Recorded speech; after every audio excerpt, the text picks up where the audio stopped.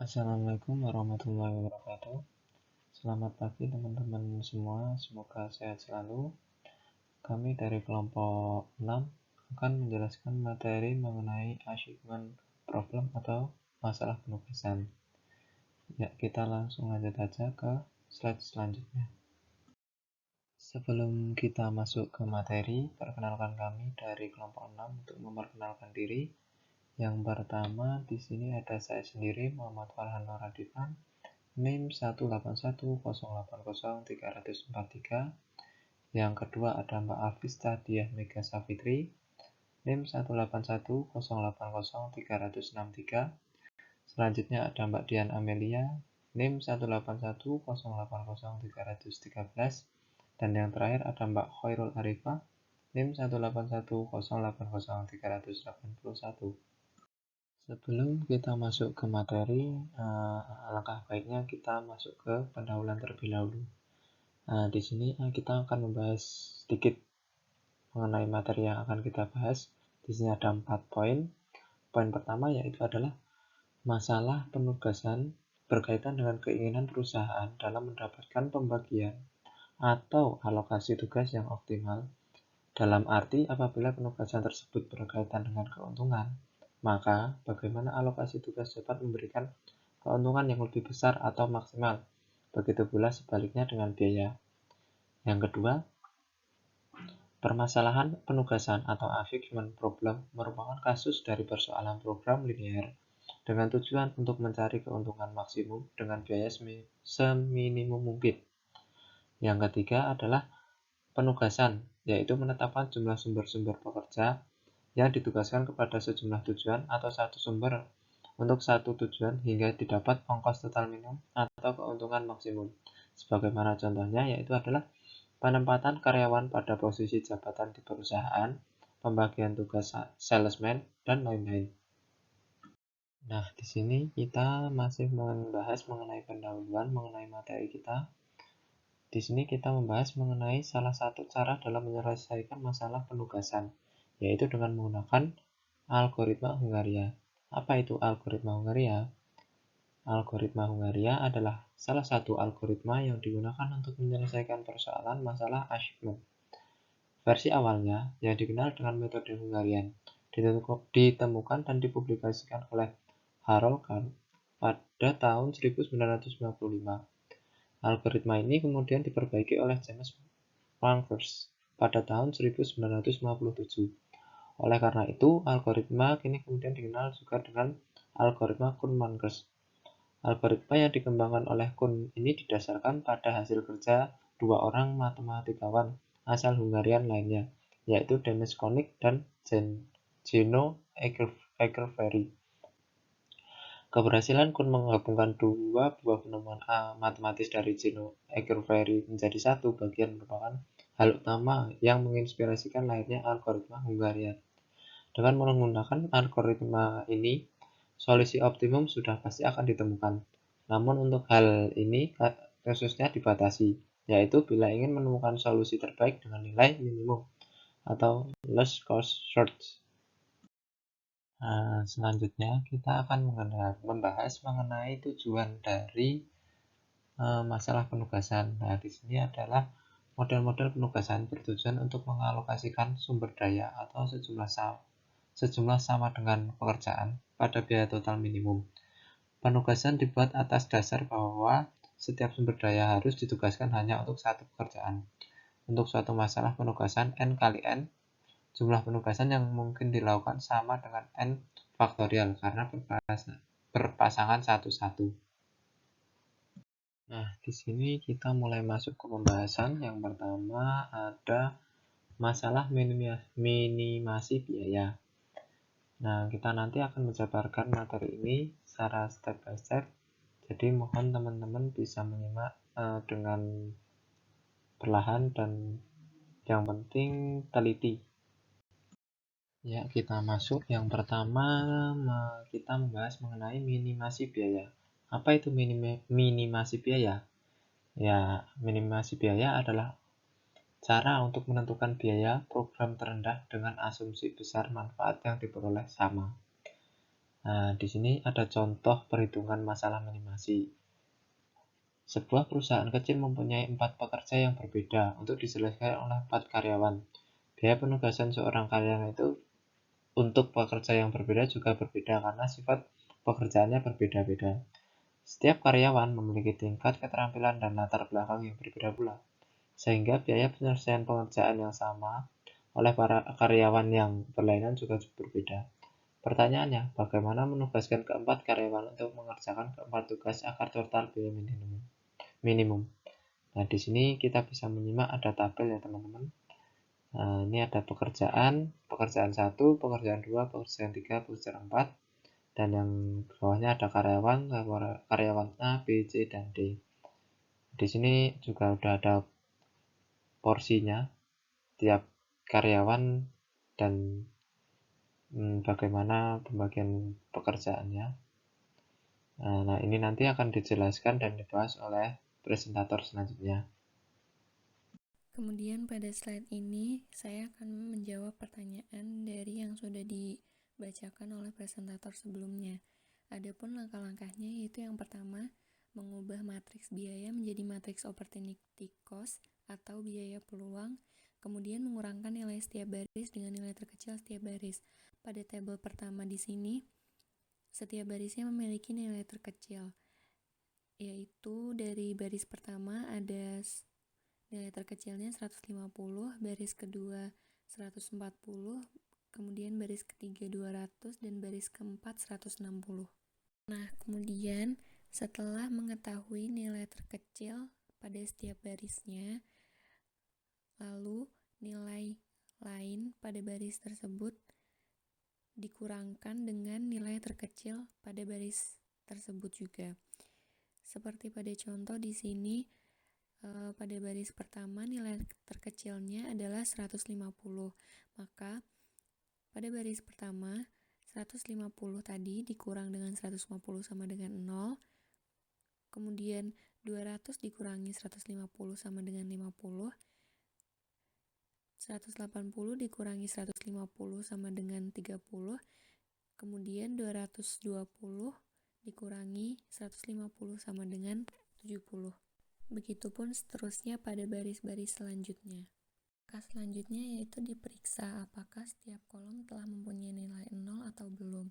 Apabila ada yang belum, ditentukan nilai terkecil kolom tersebut, kemudian nilai pada kolom tersebut dikurangi nilai terkecilnya. Nah, pada tabel ini, kolom pekerjaan ketiga itu belum mempunyai nilai 0. Nah, pada kolom pekerjaan 3 itu nilai terkecilnya 20. Maka nilai-nilai lain pada pekerjaan ketiga itu dikurangi dengan nilai terkecil pada kolom tersebut, yaitu 20.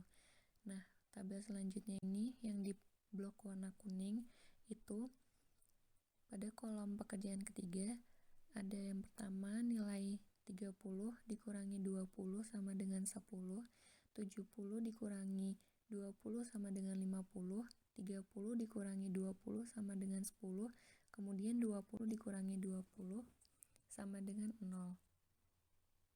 Kemudian langkah ketiga yaitu menentukan penugasan optimum. Praktisnya adalah melakukan tes optimalisasi dengan meliput semua nilai 0 dengan menggunakan garis vertikal atau horizontal seminimal mungkin. Dengan catatan, dahulukan baris atau kolom yang mempunyai nilai 0 terbanyak. Nah, dari perhitungan sebelumnya didapatkan hasil yaitu seperti di slide ini. Nah, dapat dilihat bahwa baris atau kolom yang dilewati oleh garis itu mempunyai nilai 0 masing-masing 2. Maka diliputlah nilai-nilai pada baris atau kolom tersebut. Pada langkah keempat, yaitu merevisi tabel jika jumlah garis belum sama dengan jumlah pekerjaan atau karyawan. Menentukan nilai terkecil yang tidak diliput garis, lalu semua nilai yang tidak diliput garis dikurangkan dengan nilai terkecil tersebut, dan nilai yang terhimpit 2 garis ditambahkan dengan nilai terkecil tersebut.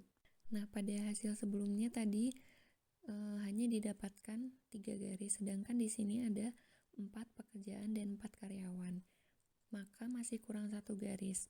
Kemudian dicari nilai terkecil pada kolom atau baris yang tidak diliput oleh garis, yaitu didapatkan nilai 10. Kemudian nilai yang tidak diliput oleh garis itu dikurangkan dengan nilai terkecil tadi, yaitu 10. Didapatkan hasil yaitu 50 dikurangi 10, 40, 10 kurang 10, 10, 70 dikurangi 10, 60, 20 dikurangi 10, 10, 50 dikurangi 10, 40, kemudian 30 dikurangi 10, 20. Sedangkan nilai yang terhimpit oleh 2 garis ada 2, yaitu pada baris terakhir, yaitu 50 dan 10 pada 2 baris terakhir. Nah, di situ ditambahkan dengan nilai terkecilnya yang tadi yaitu 10. Didapatkan hasil 50 ditambah 10 sama dengan 60, 10 ditambah 10 sama dengan 20.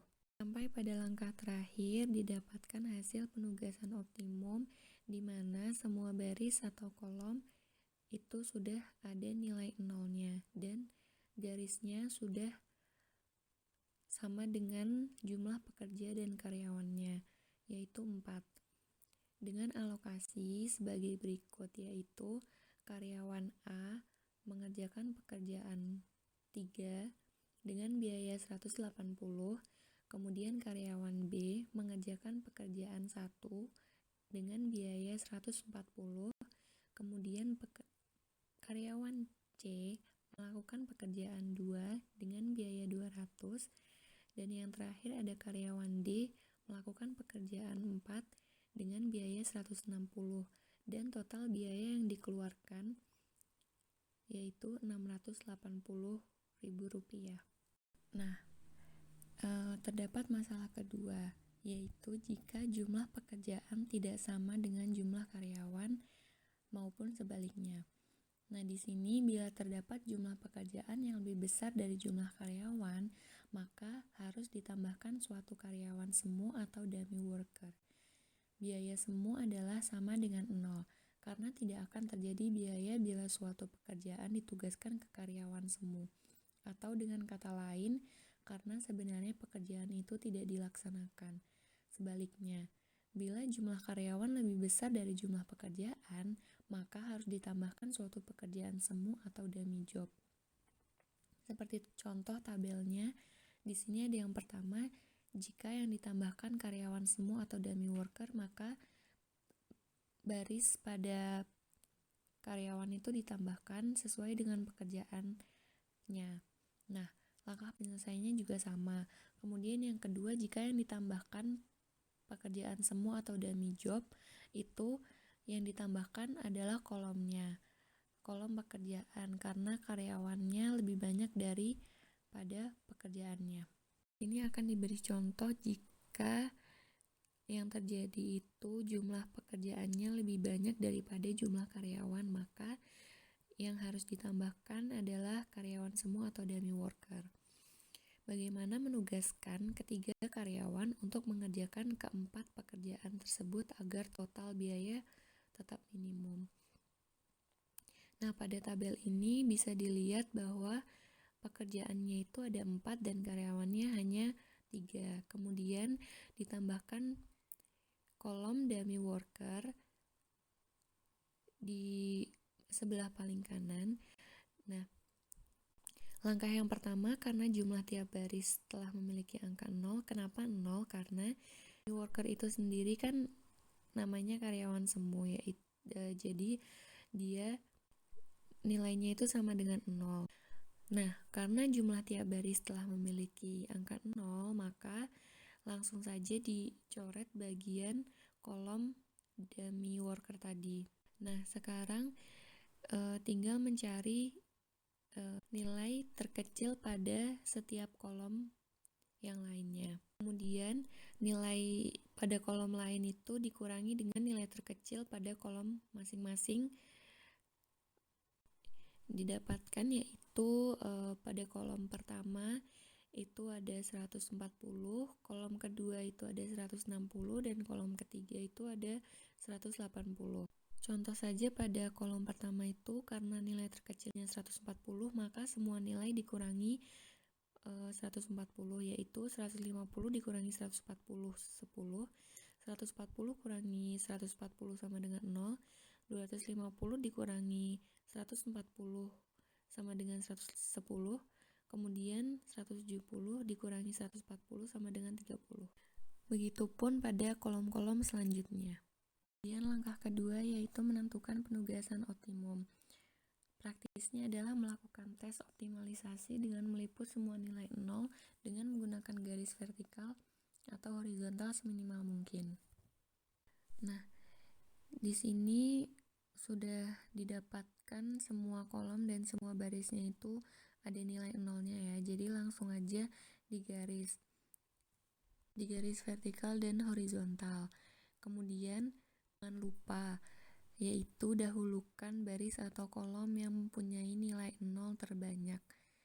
Nah, karena di sini jumlah garisnya juga udah sama dengan jumlah pekerja atau karyawan, maka tidak perlu lagi untuk langkah merevisi tabel seperti pada langkah-langkah sebelumnya tadi di atas. Kemudian sampai pada langkah terakhir yaitu hasil penugasan optimum. Dengan alokasi karyawan A mengerjakan pekerjaan 2, karyawan B mengerjakan pekerjaan 4, karyawan C mengerjakan pekerjaan 1, dan dummy worker melakukan pekerjaan 3. Jadi, total biaya minimum yang harus dikeluarkan adalah sebesar Rp480.000 dan pekerjaan 3 yang ditugaskan kepada dummy worker itu diasumsikan tidak ada yang mengerjakan karena bernilai 0. Yang berikutnya kita masuk ke masalah penugasan yang kedua, yaitu masalah maksimasi keuntungan. Pada masalah minimisasi biaya tadi dijelaskan dengan metode Hungarian. Rupanya metode Hungarian ini tidak hanya menjelaskan masalah minimisasi biaya saja, tetapi dia juga menjelaskan masalah maksimisasi keuntungan. Nah, dalam masalah maksimisasi ini, elemen-elemen matriksnya menunjukkan tingkat keuntungan atau efektivitas pelaksanaan tugas yang dilakukan oleh karyawan diukur dengan jumlah kontribusi keuntungannya. Terus, apa sih yang membedakan masalah minimisasi biaya dengan maksimasi keuntungan? Nah, pada masalah maksimasi keuntungan, langkah pertamanya terjadi perubahan matriks keuntungan menjadi suatu matriks opportunity loss. Nah, untuk lebih jelasnya, kami berikan contoh. Kita masuk ke contoh. Suatu perusahaan mempunyai 5 karyawan yang akan ditugaskan di 5 pekerjaan yang berbeda-beda, yaitu 1, 2, 3, 4, dan 5. Maka perkiraan penjualan dicapai sebagai berikut. Nah, ini ada tabel. Pada baris itu adalah karyawan, yaitu A, B, C, dan D, dan pada kolom itu ada 5 pekerjaan, yaitu pekerjaan pertama, kedua, ketiga, keempat, dan kelima. Nah, apa sih tujuan yang ingin dicapai? Yaitu alokasi penugasan yang baik dan hasil penjualan dari 5 pekerjaan yang paling optimal. Langkah pertama yaitu seluruh elemen baris dikurangi dengan nilai maksimum baris tersebut. Kemudian hasilnya adalah matriks opportunity loss yang sebenarnya bernilai negatif. Nah, dari tabel ini kita lihat barisnya. Nah, pada baris karyawan ke A, nilai tertingginya itu ada di kolom kelima, yaitu 1.500. Nah, itu jika kita karyawan A itu mempekerjakan pekerjaan kelima. Terus, bagaimana jika karyawan A ini mempekerjakan pekerjaan pertama? Nah, maka pekerjaan pertama ini yaitu 1.000 itu dikurang dengan nilai tertingginya yaitu 1.500, maka hasilnya adalah 500. Nah, maka 500 itu adalah opportunity loss-nya. Kemudian sama pada karyawan ke B yang nilai tertingginya itu juga 1.500 dan pengerjaannya juga sama. Nah, setelah kita mengurangkan elemen baris dengan nilai maksimum yang ada di baris tersebut, maka kita dapat memperoleh hasil seperti tabel ini, yang mana pada karyawan A nilai maksimumnya itu 1.600 pada pekerjaan kelima dan karyawan B nilai maksimumnya ada 1.500 pada pekerjaan keempat, dan karyawan C nilai maksimumnya ada 1.200 pada pekerjaan kelima, dan pada karyawan D nilai maksimumnya ada 1.600 pada pekerjaan keempat, dan juga pada karyawan ke E nilai maksimumnya ada 1.700 pada pekerjaan kelima. Sehingga ini menghasilkan matriks opportunity loss-nya. Langkah yang kedua yaitu dengan meminimumkan opportunity loss dengan cara mengurangi seluruh elemen dalam setiap kolom dengan elemen terkecil pada kolom tersebut.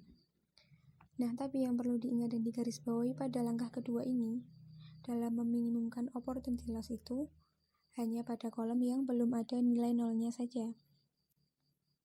Jadi untuk kolom yang udah ada nilai nolnya itu, kita nggak perlu meminimumkan opportunity loss-nya. Misalnya nih, kalau kita lihat di tabel yang ada di slide presentasi, jika kita amatikan itu kolom 1, 2, 3 merupakan kolom yang belum ada nilai nolnya. Maka kita hanya meminimumkan opportunity loss-nya itu pada kolom ke 1, 2, dan 3. Kolom keempat dan kelima itu nggak perlu diminimumkan karena udah ada nilai nolnya. Nah, terus gimana sih caranya kita meminimumkan opportunity loss-nya itu? Langkahnya gimana? Pertama, kita lihat dulu kolom yang belum ada nilai nolnya itu nilai terkecilnya berapa. Di situ kan contohnya ada di kolom 1, 2, 3. Nilai terkecilnya itu untuk kolom pertama itu kan 100, kolom kedua juga 100, dan kolom ketiga 300. Kemudian setelah kita mencari nilai terkecilnya, kita bisa mengurangkan kolom 1, kolom 2, kolom ketiga itu dengan nilai terkecilnya. Kolom pertama itu semua elemennya kita kurangkan dengan nilai 100. Kemudian yang kolom kedua juga dikurangi dengan 100. Dan yang ketiga dikurangi dengan 300. Dan didapatkanlah hasil yang ada di tabel kedua. Langkah yang ketiga yaitu tes optimalisasi untuk total opportunity loss. Jadi untuk langkah ketiga ini caranya masih sama ya seperti pada masalah minimisasi, yaitu dengan cara kita meliput semua elemen nol dengan garis vertikal atau horizontal. Dan juga dalam langkah ketiga ini ada dua hal penting yang perlu kita ingat dan kita garis bawahi. Yang pertama itu, dalam meliput garis, kita mendahulukan baris atau kolom yang ada nilai nol terbanyak. Yang kedua itu dalam tes optimalisasi, jika jumlah garis sama dengan jumlah pekerjaan atau sumber artinya visible. Tapi jika jumlah garis tidak sama dengan jumlah pekerjaan atau sumber, maka kita perlu merevisi matriks.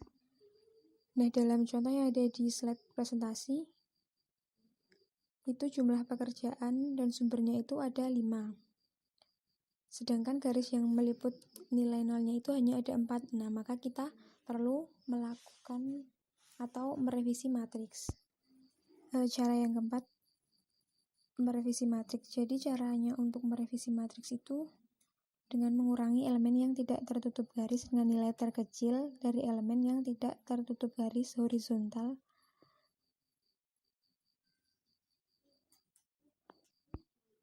Maaf, saya ulangi. Jadi cara untuk merevisi matriks itu dengan cara mengurangkan seluruh elemen yang tidak tertutup garis dengan nilai terkecil dari elemen yang tidak tertutup garis itu dan menambah elemen yang terhimpit 2 garis dengan nilai terkecil dari bagian yang tidak tertutup garis. Seperti yang ada di tabel itu, elemen yang tidak tertutup garis itu yang di blok warna kuning. Dan elemen terkecilnya itu 200. Jadi untuk tabel yang di blok warna kuning itu kita kurangkan dengan nilai 200. Dan untuk untuk elemen yang terhimpit 2 garis itu kita tambahkan dengan nilai 200. Untuk elemen yang terhimpit garisnya itu kan berarti yang nilai 200, 500 sama 0 yang ada di kolom keempat. Dan hasil dari revisi matriks itu ada di tabel setelah anak panah yang terakhir. Dari hasil merevisi matriks tadi kita mendapatkan hasil bahwa dapat kita amati bahwa setiap kolom atau baris itu udah ada nilai nolnya. Maka langkah selanjutnya yaitu kita meliput nilai nol, meliput kolom atau baris yang ada nilai nolnya itu dengan garis vertikal atau horizontal. Dan didapatkan hasil bahwa jumlah garis sama dengan jumlah pekerjaan atau sumber. Garisnya kan itu ada 5 dan pekerjaan atau sumbernya ada 5, maka matriks tersebut adalah visible. Kemudian dari matriks baru yang dihasilkan dari merevisi matriks, kita dapat membuat schedule penugasan optimal dan keuntungan total. Lalu gimana sih caranya untuk membuat atau menentukan schedule penugasan optimal itu? Jadi yang harus kita perhatikan itu untuk menentukan si karyawan, misalnya untuk si karyawan A itu untuk pekerjaan apa itu kita harus mempertimbangkan pekerjaan dan sumber-sumber lainnya. Misalnya saja untuk karyawan A itu kan pekerjaan yang tepat itu untuk di pekerjaan kedua dan kelima. Kenapa enggak ketiga?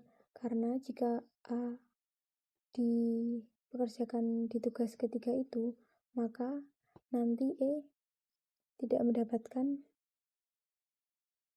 bagiannya. Karena setiap karyawan itu harus dialokasikan pada satu pekerjaan saja. Jadi dari hasil matriks baru tadi, kita mendapatkan 2 kemungkinan schedule penugasan. Kemungkinan pertama itu A ditugaskan pada pekerjaan kedua dengan keuntungan 1.200, kemudian B pada pekerjaan pertama dengan keuntungan 1.400, C pada pekerjaan kelima dengan keuntungan 1.200, D pada pekerjaan keempat dengan keuntungan 1.600, dan E pada pekerjaan ketiga dengan keuntungan 1.400. Kemudian untuk kemungkinan yang kedua yaitu karyawan A ditugaskan pada pekerjaan kelima dengan keuntungan 1.500, kemudian karyawan B ditugaskan pada pekerjaan keempat dengan keuntungan 1.500, karyawan C ditugaskan pada pekerjaan pertama dengan keuntungan 900, kemudian karyawan D tepat untuk dipekerjakan ke pekerjaan kedua dengan keuntungan 1.500, dan yang terakhir E tepat untuk ditugaskan pada pekerjaan ketiga dengan keuntungan 1.400. Kemudian yang selanjutnya yaitu masalah penugasan tambahan. Jadi seperti yang telah kita ketahui bahwa untuk menerapkan metode pencarian ini ada syaratnya, yaitu jumlah sumber-sumber yang ditugaskan itu harus sama persis dengan jumlah tugas yang akan diselesaikan. Selain itu juga setiap sumber itu harus ditugaskan pada satu tugas saja. Tapi bisa dalam suatu kasus tertentu itu terdapat jumlah pekerjaan yang lebih besar dari jumlah karyawan, atau jumlah karyawan itu lebih besar dari jumlah pekerjaan yang disediakan. Nah, terus bagaimana caranya agar metode Hugarian itu dapat diterapkan dalam kasus tersebut? Nah, caranya itu kita harus ditambahkan suatu karyawan semu atau dummy worker. Atau dengan kata lain, jika jumlah karyawan lebih besar dari jumlah pekerjaan, maka yang harus ditambahkan itu adalah pekerjaan semu atau dummy job. Tetapi jika jumlah pekerjaan itu lebih besar dari jumlah karyawan, maka yang ditambahkan itu dummy worker. Jadi intinya itu fungsi dari variabel dummy itu untuk menyeimbangkan antara banyaknya tugas dengan banyaknya penerima tugas. Apabila penerima tugas itu mendapatkan pekerjaan dummy, berarti diasumsikan bahwa penerima tugas tersebut menganggur. Tetapi jika tugas tersebut diberikan kepada dummy, dapat diasumsikan pekerjaan itu tidak ada yang mengerjakan. Untuk contoh pengerjaannya sudah dijelaskan pada slide ke-14. Mungkin itu saja yang bisa kelompok kami sampaikan. Apabila nanti ada pertanyaan, bisa ditanyakan melalui WA Group. Jangan lupa ditulis NIM sama nama lengkapnya ya teman-teman. Kurang lebihnya mohon maaf. Assalamualaikum warahmatullahi wabarakatuh.